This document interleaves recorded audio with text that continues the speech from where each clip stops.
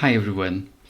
Today I want to say a few words about something that I think is quite important for the moments we are going through nowadays with the pandemics and all that and the strange context of our life nowadays.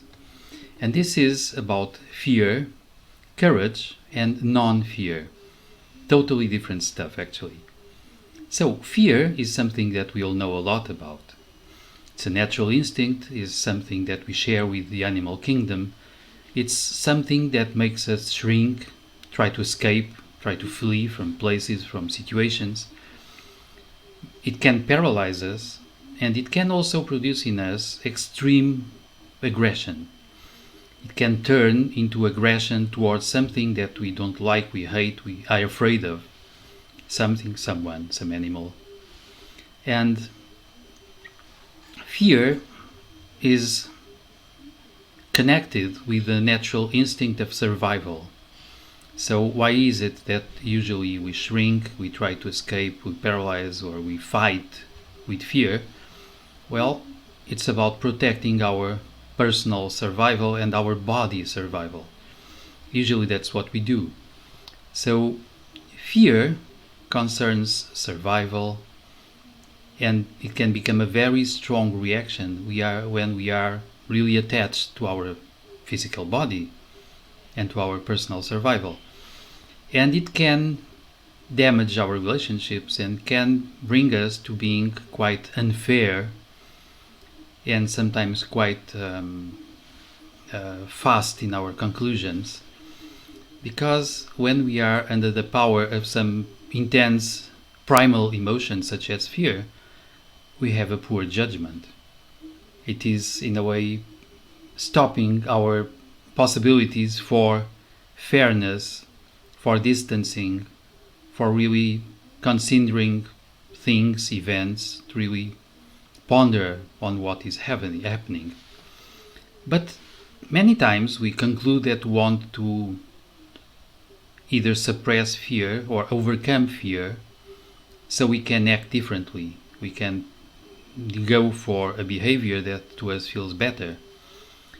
Many times we think about courage. Courage as the possibility of overcoming fear. So in a way I'm no longer dominated by fear, I overcome it. And when I do so, usually I'm under the power of something more important than myself. I'm at the service of some higher value. It can be my country, it can be my family or my friends, it can be the whole humanity or something else, but I'm acting to protect or to serve something that I think is really higher than myself. It's more important. It's even perhaps deserving my sacrifice, my personal life. Usually this means it's something that deserves my life, and because it deserves my life and my dedication, it can also deserve my death, if that is the situation.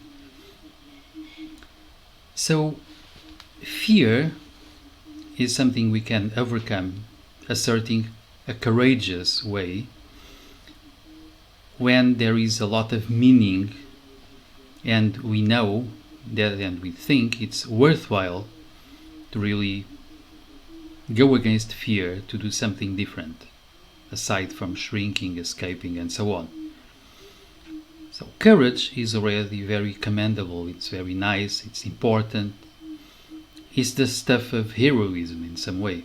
But then we have another possibility, more transpersonal one to me.